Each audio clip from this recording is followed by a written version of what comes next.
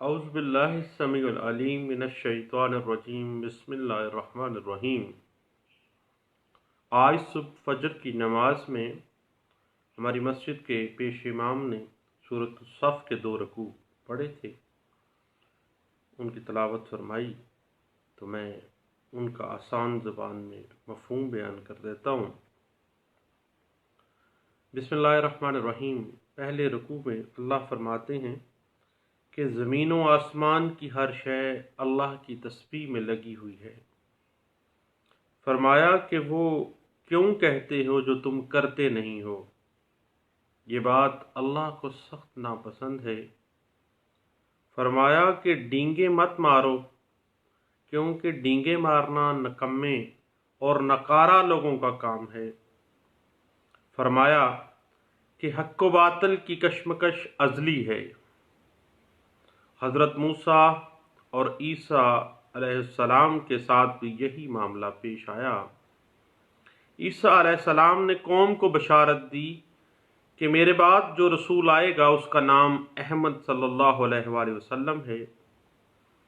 فرمایا کہ جو اللہ پر جھوٹ گڑتا ہے وہ سب سے بڑا ظالم ہے، اور اللہ ظالموں کو راہ نہیں دکھاتا۔ فرمایا کہ اللہ نے اپنا رسول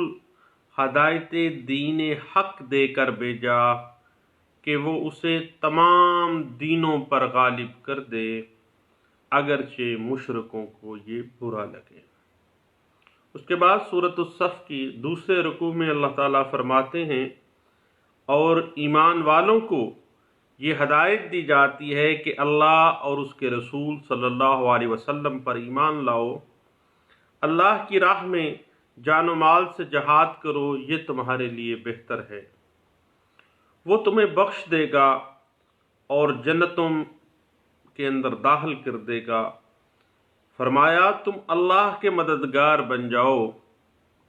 حضرت عیسیٰ علیہ السلام کے ساتھیوں نے جواب دیا کہ آپ اللہ کی مدد کرنا چاہتے ہیں تو ہم آپ کے مددگار ہیں، اور ہم نے مومنوں کی مدد کی اور وہ مخالفوں پر غالب آ گئے۔ اس طرح مسلمانوں کو فتح اور غلبے کی خوشخبری سنائی گئی ہے۔ وآخر دعوانا ان الحمد للہ رب العالمین۔ اللہ کا کلام بے شک سچا ہے۔ اب ہم بات کو بڑھانا چاہتے ہیں اسپیسیفک پرفارمنس آف کانٹیکسٹ کے حوالے سے۔ کل ہم نے اس کے کانٹیکسٹ میں کچھ ڈسکشن کی تھی، تو یاد رکھیے گا پہلی بات جو ذہن نشین کر لیجیے گا کہ امویبل پراپرٹی کے اعتبار سے جو بھی اقرار نامہ معاہدہ بیع کیا جاتا ہے وہ اس پراپرٹی کی بابت کسی قسم کا کوئی ٹائٹل کریٹ نہیں کرتا، کسی قسم کا کوئی حق ملکیت کریٹ نہیں کرتا، اور معاہدہ بیع کسی قسم کا حق ملکیت پیدا نہیں کرتا۔ اس حوالے سے P L D 2018 Supreme Court of Pakistan page 189 اور P L D 2006 Lahore High Court page 1518 اور 2008 S C M R page 1416 اور 2006 وائی ایل آر پیج 1280 اس بات کی انٹرپریٹیشن کرتی ہے۔ اس کے بعد ایک بڑی ٹیکنیکل سی بات ہے، جب بھی کبھی دعویٰ تعمیل مختص میں آپ آتے ہیں تو اگر آپ بونافائیڈ پرچیزر ہیں دین اگر آپ کے علم میں یہ بات آتی ہے کہ یہ پراپرٹی اور بھی لوگوں کو فروخت کی گئی ہے تو اس سے آپ کو کوئی فرق نہیں پڑتا، آپ بونافائیڈ پرچیزر ہیں، آپ specific performance of that specific contract کے لیے کورٹ کے اندر آ گئے ہیں، تو دیگر اگر کسی خریدار اس پراپرٹی کی کوئی دستاویزات ہیں تو اس کی منسوخی کے بغیر بھی آپ کا دعویٰ تعمیل مختص جو ہے وہ پیش رفت ہے، اس میں کوئی کسی قسم کا کوئی لکونہ نہیں ہے۔ اس بات کی انٹرپریٹیشن پی L D 2015 supreme court page 187 میں کی گئی تھی۔ اس کے بعد کل ایک صاحب کہہ رہے تھے کہ کیا جو ایگریمنٹ کرنا ہے، جو کانٹریکٹ کرنا ہے، ایگریمنٹ آپ کو پتا ہے کہ آفر اینڈ ایکسیپٹنس جو ہے وہ ایک agreement, offer acceptance and with reasonable consideration, یعنی کسی تبادلے کے نتیجے میں جو بھی لین دین ہوتا ہے وہ ایگریمنٹ ہوتا ہے۔ کانٹریکٹ جو ہے ہر وہ ایگریمنٹ جو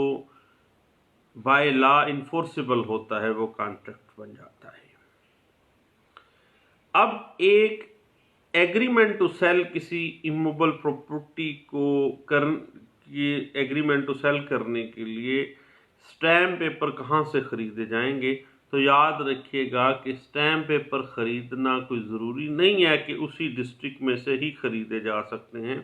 بلکہ کسی بھی ضلع سے خریدے جا سکتے ہیں۔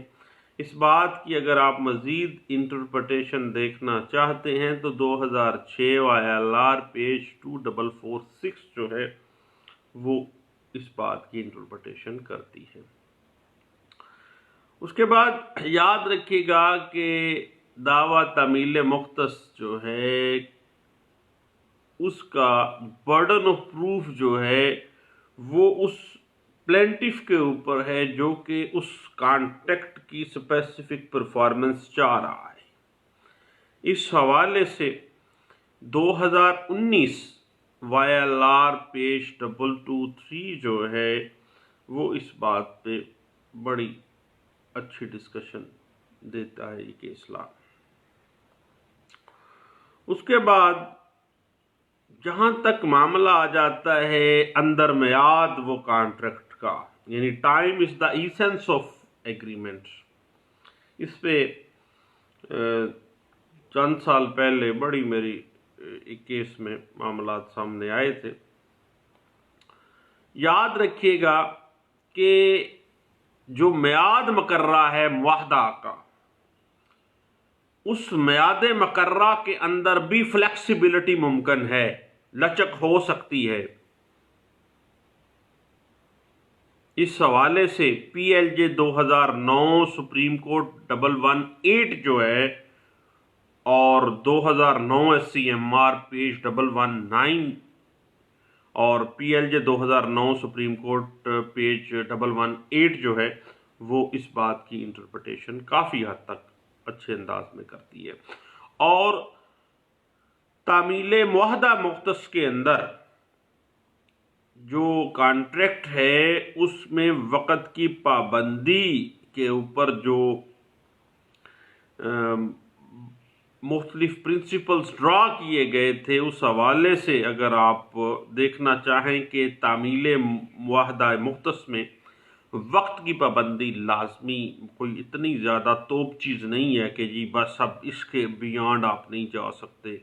اب جناب بس فلاں ڈیٹ تھی تو فلاں ڈیٹ گزر گئی ہے، اب معاہدہ انفرکچوس ہو گیا ہے، وعدہ ختم ہو گیا ہے، کہنے کی باتیں ہیں، ہوتا شوتا کچھ نہیں ہے۔ اس حوالے سے 2016 YLR پیج 551 اور PLD 2018 سندھ ہائی کورٹ کا فیصلہ ہے، پیج ہے 703 اور 2019 YLR پیج 89 جو ہے وہ اس بات پہ بڑی اچھی ڈسکشن کرتی ہے۔ اس کے بعد اگر اس کانٹریکٹ کے اندر جس کی اسپیسیفک پرفارمنس کے لیے آپ آئے ہیں اگر رقم ادا ہو چکی ہے اور سیلر نے قبضہ دے دیا ہے، مان جاتا ہے ہر چیز کو، تو پھر پیچھے کیا رہ گیا ہے؟ اٹ مین کہ وہ ایگریمنٹ تو ایڈمیٹڈ ہے کہ اس نے رقم وصول کر لی، قبضہ دے دیا، دین پیچھے رہ گئی رجسٹری، تو وہ کروانے کا وہ پابند ہے اور فوری طور پر وہ رجسٹری کروانی چاہیے۔ اس حوالے سے 2004 SCJ پیج 798 جو ہے وہ اس بات کی انٹرپریٹیشن کرتی ہے۔ اس کے بعد خواتین کے ساتھ جو ایگریمنٹ ٹو سیل ہے، اس میں آپ کو پتہ ہے کہ پردہ نشین لیڈی ایک بڑا خطرناک سا پہلو ہوتا ہے کہ وہ بی جو پہلے پراپرٹی ڈیلر بنی ہوتی ہے، اپنی پراپرٹی خود بیچ دیتی ہے، بعد میں جب پھٹا پڑتا ہے تو پھر وہ پردہ نشین لیڈی بن جاتی ہے۔ اب پردہ نشین لیڈی کی ڈیفینیشن تو آپ کو اس پہ یوٹیوب پہ میرا ایک سیگمنٹ موجود ہے پردہ نشین لیڈی کے اوپر، وہ ضرور آپ دیکھیے گا۔ یاد رکھیے گا کہ جب بھی کبھی آپ ایگریمنٹ ٹو سیل کسی پراپرٹی کے حوالے سے کرنے کے لیے آئیں اور آگے سے کوئی لیڈی شیڈی ہو، تو بھائی اس کا کوئی نمائندہ، کوئی رشتہ دار، کوئی خیر خواہ جو ہے اس کو لازمی اس ایگریمنٹ میں موجود کر لیں اور اس کا بطور گواہ جو ہے اس کو ضرور رکھ لینا چاہیے۔ اس حوالے سے اگر آپ مزید کچھ انٹرپریٹیشن دیکھنا چاہیں تو 2018 SCMR پیج 2080 جو ہے یہ اس بات کی بڑی اچھی انٹرپریٹیشن کرتا ہے۔ اور دعویٰ تعمیل مختص کے اندر بعض اوقات یہ بات آتی ہے کہ ایک ہی پراپرٹی کئی اور ہاتھوں میں آگے بک چکی ہوتی ہے، تو بھائی معاملہ یہ ہے کہ اگر آپ ایسی پارٹی ہیں جو دوسری یا تیسری جگہ کے اوپر آپ کو سیل آؤٹ کیا گیا ہے، تو دین آپ نے اپنی بونا فائیڈی پرچیزر کا بطور بونا فائیڈی پرچیزر اپنے آپ کو ثابت کرنا ہے، اور آپ نے یہی پلی لینی ہے کہ پہلی سیل جو ہوئی تھی یا پہلا جو کانٹریکٹ ہوا ہے مابین سیلر اینڈ ادر پارٹیز، اس کے بارے میں مجھے کوئی علم نہیں تھا، ادروائز میں نے خواہ میں پیسے پھنسانے تھے، ایسی رولے والی پراپرٹی ضرور میں نے لینی تھی۔ اس حوالے سے اگر آپ کچھ انٹرپریٹیشن دیکھنا چاہیں تو 2004 SCJ پیج 773 اس بات کی انٹرپریٹیشن جو ہے وہ موجود ہے۔ اس کے بعد ایگریمنٹ ٹو سیل کے اوپر دونوں پارٹیز کے سگنیچر ہر صفحے کے اوپر موجود ہونے چاہیے، اور اگر اس کانٹریکٹ کا جو بینیفیشری ہے، جو خریدار ہے، اس کے دستخط نہ بھی ہوں تو وہ کانٹریکٹ انفرکچوس نہیں ہو جاتا، یا وہ کانٹریکٹ کی قانونی حیثیت کوئی ختم نہیں ہو جاتی۔ اس حوالے سے 2017 SCMR پیج 98 جو ہے وہ کافی حد تک اس بات کو انٹرپریٹ کرتا ہے۔ یاد رکھیے گا کہ اگر آپ اسپیسیفک پرفارمنس کی کانٹریکٹ کے بعد اسپیسیفک پرفارمنس آف کانٹریکٹ کے دعوے میں آئے ہیں، تو دین آپ کو اپنا نیک نیت، بونافائیڈی پرچیزر ہونا اور کنسیڈریشن پے کی ہونی، یہ آپ نے ثابت کرنا ہے، اور اسپیسیفک پرفارمنس تو آپ کو پتہ ہے کہ ڈسکریشن آف کورٹ ہے، اور کافی حد تک اس حوالے سے آپ کو ہیلپ آؤٹ کرے گا۔ یہ بات دعویٰ تعمیل مختص کے اندر کہ آپ کے حق میں یہ ڈگری ہو جائے۔ اس حوالے سے 2008 SCMR پیج 352 اور 2003 MLD پیج 878 اور 2007 YLR پیج 2689، 2007 YLR پیج 942 اور PLJ 2010 سپریم کورٹ پیج 931 جو ہے وہ آپ کو کافی حد تک اس بات کی انٹرپریٹیشن دے دیتی ہے۔ اس کے بعد یاد رکھیے گا کہ اگر اسپیسیفک پرفارمنس کے دعوے کے اندر جو بائر ہے وہ رقم کی ادائیگی ثابت کرنے سے قاصر رہتا ہے۔ بائر انکار کر دیتا ہے کہ جناب اس نے تو مینوں پیسہ ہی نہیں دیتا، اور جو بائر ہے وہ ثابت نہیں کر پاتا، تو دین اس کا جو دعویٰ ہے، آپ کا دعویٰ اسپیسیفک پرفارمنس آف کانٹریکٹ کا، وہ ڈسمس بھی ہو سکتا ہے۔ اس حوالے سے کیونکہ پاکستان میں مرے اور مکرے کا علاج کوئی نہیں ہے، اگر بندہ گیا نا مکر کہ بھائی پیسہ اس نے مجھے دیا نہیں تھی، وصولی دھوکے سے ڈلوائی ہے، تو پھر آپ اسپیسیفک پرفارمنس آف کانٹریکٹ کے دعوے کے اندر رول جائیں گے بطور پلینٹف۔ اس وجہ سے جب بھی آپ ادائیگی رقم کی دیں تو اس کا ثبوت اپنے پاس لازمی رکھنا ہے، ادروائز آپ کا دعویٰ ڈسمس ہے جناب۔ اس حوالے سے 2006 YLR پیج 2257 ہے، اور کانٹریکٹ کے اندر جو ٹائم لیمٹ ہے، وہ ٹائم لیمٹ کے حوالے سے کہ time is the essence of contract, کے اس مقررہ مدت مقررہ وقت پہ پیسہ دیا جائے گا، ٹھیک ہے جی، اور اگر نہیں بھی دیا جاتا تو پھر آپ کو پتہ ہے کہ وہ ریسینڈ کروانا پڑے گا آپ کو اس کانٹریکٹ کو۔ پھر بھی اس حوالے سے time is the essence of contract کے حوالے سے اگر آپ ایک لینڈ مارک اسیسمنٹ ہے، ابھی 2-3 دن پہلے ہی میری نظر سے گزری ہے، وہ ہے 2019 YLR پیج 8-9 جو ہے، وہ کافی حد تک آپ کی ہیلپ آؤٹ کرتی ہے۔ اس کے بعد یاد رکھیے گا کہ اگر آپ کسی مائنر کے ساتھ، کسی مبہوث الحواس شخص کے ساتھ، کسی لونیٹک کے ساتھ کو معاہدہ کرتے ہیں اور اس کا کوئی گارڈین مقرر نہیں ہوا وہ عدالت سے، بلکہ میرے پاس پچھلے دنوں ایک معاملہ تھا، اس میں بڑے بھائی نے اپنے چھوٹے پاگل بھائی کی طرف سے ایک معاہدہ کر دیا تھا، ایگریمنٹ ٹو سیل کا، پراپرٹی ان کو وراثت میں ملی تھی، تو ایسا جو معاہدہ بے ہے وہ اللیگل ہو جاتا ہے اور وائڈ ہوگا۔ اس کا طریقہ کار تو آپ کو پتہ ہے کہ پہلے باقاعدہ اس کا گارڈین مقرر ہونا تھا، اس کے بعد پھر اس کے بینیفٹ کے لیے، اس کے انٹرسٹ کی خاطر ہی وہ پراپرٹی جو ہے وہ سیل آؤٹ ہونی تھی۔ اس حوالے سے 2018 YLR پیج 2691 جو ہے وہ کافی حد تک آپ کو ہیلپ آؤٹ کرتی ہے۔ اس کے بعد یاد رکھیے گا کہ جب بھی آپ اسپیسیفک پرفارمنس آف کانٹریکٹ کے لیے آتے ہیں تو اسپیسیفک پرفارمنس آف کانٹریکٹ میں آتے ہی آپ نے جو پہلا کام کرنا ہے نا، وہ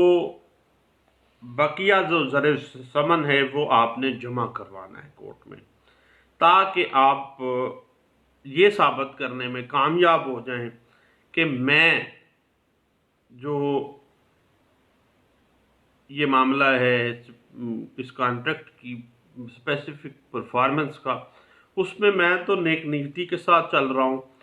اور میں اپنے اینڈ کے اوپر جو لائبلٹی ہے اس کو فلفل کرنا چاہتا ہوں، جبکہ دوسری پارٹی ایسے نہیں کر رہی، تو بطور پلینٹیف آپ نے بقایا جو زر ثمن ہے وہ عدالت میں فوری جمع کروانا ہے، ادروائز آپ کا دعویٰ اسی گراؤنڈ پہ ڈسمس بھی ہو جائے گا۔ اس حوالے سے 2019 YLR پیج 223 جو ہے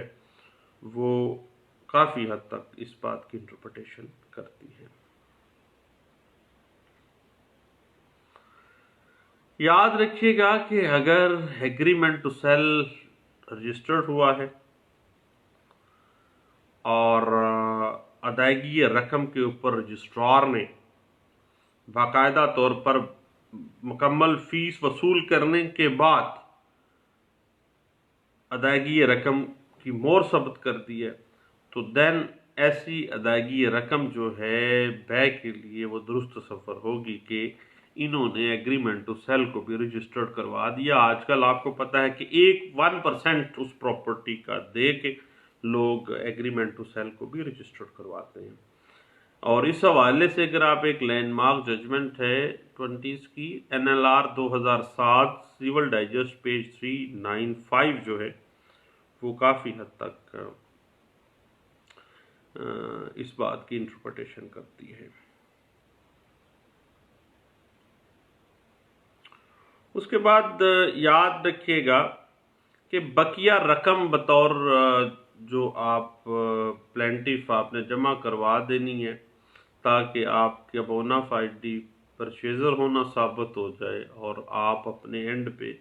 تمام جو لائبلٹی ہے اس کانٹریکٹ کی اس کو فلفل کرنا چاہ رہے ہیں۔ اور یاد رکھیے گا کہ جمع شدہ جو رقم ہے اگر وہ نہیں جمع کروائی گئی ہے، ٹائم گزرتا گیا ہے، تو پھر جو بقیہ رہ جانے والی رقم ہے اس کے اوپر کچھ منافع بھی جو بایا ہے وہ وصول کرنے کا حقدار ہوتا ہے۔ اور یہ قطعی صورت سود والے معاملے میں اس کو نہ لے کے جائیے گا کہ جی دیکھیں مخصوص وقت کے بعد اگر پیسہ لینا ہے تو پھر بڑھا کے آپ لے رہے ہیں، نہیں، یہ تجارت ہے۔ لازمی بات ہے اس بیچارے نے کچھ 4 سال وہ بھی تو رولا ہے، اب بجائے اس کے کہ 4 سال بعد وہی اس کو 10 لاکھ دینے اس کی بجائے کیوں بہتر نہیں ہے کہ اس کو کوئی 11 لاکھ دے دیں۔ یہ تجارت ہے، اللہ نے اس کو حلال قرار دیا ہے اور سود کو اللہ نے حرام قرار دیا۔ اب بات اس حوالے سے آپ 2007 YLR پیج 2479 اور ابھی لیٹسٹ 2019 کی ایک لینڈ مارک ججمنٹ اسی کے اوپر آئی تھی، اس میں باقاعدہ طور پر دگنا جو زر ثمن تھا وہ واپس کروایا گیا، یعنی دعویٰ اس طرح سے ڈگری کیا گیا کہ اب وہ پراپرٹی تو کئی ہاتھوں آگے بک گئی، پراپرٹی جو ہے وہ واپس نہیں کی جا سکے گی، نہیں ڈیلیور کی جا رہی، پھر زر ثمن جو ہے جو وصول کیا ہوا تھا سیلر نے اس کو دگنا دینے کی ڈگری کی گئی تھی۔ اور اس طرح سے جمع شدہ جو بھی رقم ہے یا باقی رہ جانے والی رقم ہے اس پہ کچھ منافع بھی یا جو آپ لکھتے ہیں بعض اوقات کچھ زیادہ تو وہ بھی جائز ہے۔ اس حوالے سے 2019 YLR پیج 223 جو ہے وہ اس بات کی انٹرپریٹیشن کرتی ہے۔ اور اس حوالے سے اگر آپ دیکھنا چاہیں تو ایک لینڈ مارک ججمنٹ ہے سپریم کورٹ آف پاکستان کی، جس میں یہ واضح بھی کیا گیا تھا کہ دعویٰ تمیل مختص میں چونکہ ٹائم لگتا ہے تو بایا کی پراپرٹی کا جو پیسہ ہوتا ہے وہ بعض اوقات اسٹرک آف ہو جاتا ہے، تو وقت کے ساتھ ساتھ کرنسی کی ویلیو بھی کم ہو جاتی ہے، اس وجہ سے کچھ زیادہ پیسے بھی اس کو ادا کیے جا سکتے ہیں۔ اور اس پہ باقاعدہ سپریم کورٹ آف پاکستان نے ججمنٹ پاس کی تھی 2017 SCMR پیج 902 جو ہے وہ اس حوالے سے کافی اچھی گائیڈ لائنز فراہم کر رہی ہے۔ باقی جہاں تک کچھ معاوضے کا تعلق ہے یا کچھ جو ہے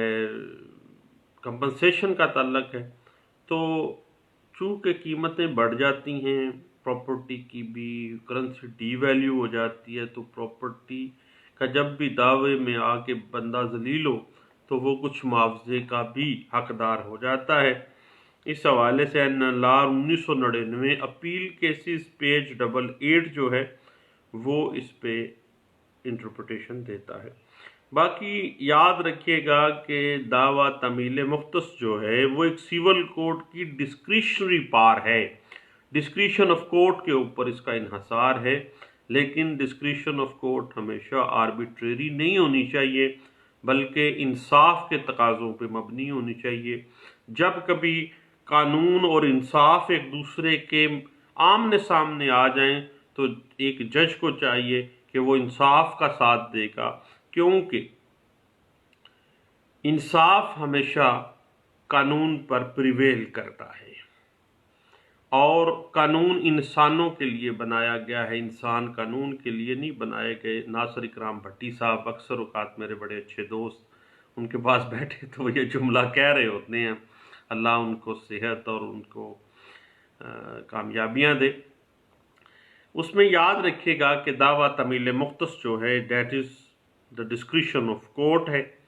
اور اس حوالے سے آپ 2007 MLD پیج 119 اور PLJ 2006 Lahore High Court page 1329 اور 2006 YLR پیج 1520 جو ہے وہ آپ دیکھ سکتے ہیں۔ تو اب بات آ جاتی ہے نیکسٹ جو اس کی ٹیکنیکلٹیز ہیں suit for specific performance of contract کی، تو پھر انشاءاللہ جو ہے نیکسٹ انشاءاللہ اس پہ ہم مزید کچھ گپ شپ لگائیں گے۔ دعاؤں میں مجھے یاد رکھیے گا، انشاءاللہ باتیں ہوتی رہیں گی۔ بہت شکریہ، تھینک یو، اللہ حافظ۔